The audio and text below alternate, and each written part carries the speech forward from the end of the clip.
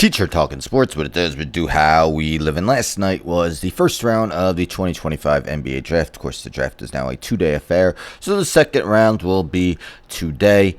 30 picks were made, and as always happens, every single year, pretty much, we see a player get drafted and then put on a hat of a team that they're clearly not going to play for. And that was the case again numerous times on Wednesday's first round of the draft. And it started with the 10th overall pick, which went to the Houston Rockets.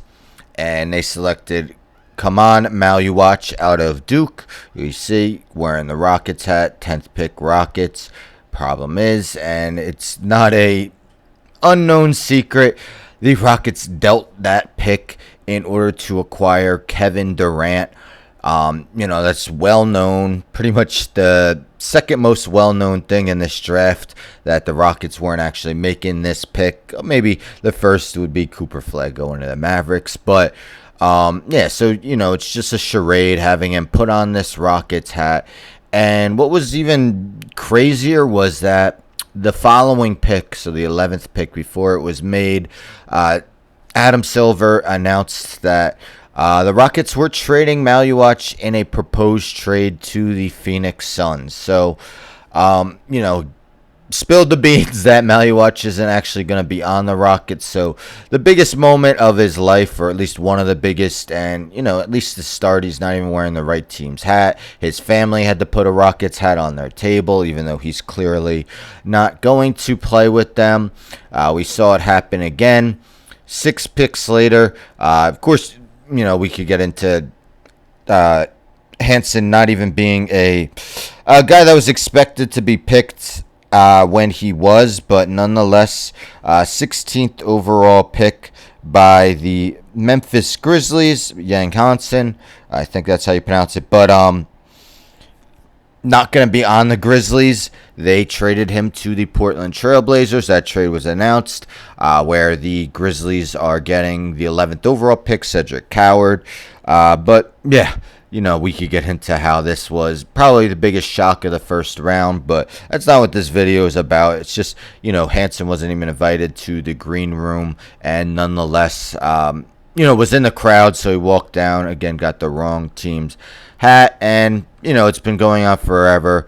Kobe Bryant, of course, technically was drafted by the Charlotte Hornets, who traded him for Vlade Divac. So, of course, Kobe Bryant never played for the Hornets, but will always have that hat. And I know Walter Clayton Jr. as well. It was announced he was being traded to the Jazz. He did not put on a Jazz hat. What did he put on? A Wizards hat, I believe. So it happens every year where they have this charade of a guy getting drafted by a team that's clearly not making a draft pick. I mean, the Rockets have Alperen Sengun. They just re-signed Steven Adams. Does anyone really think they would be drafting a center in Maluach?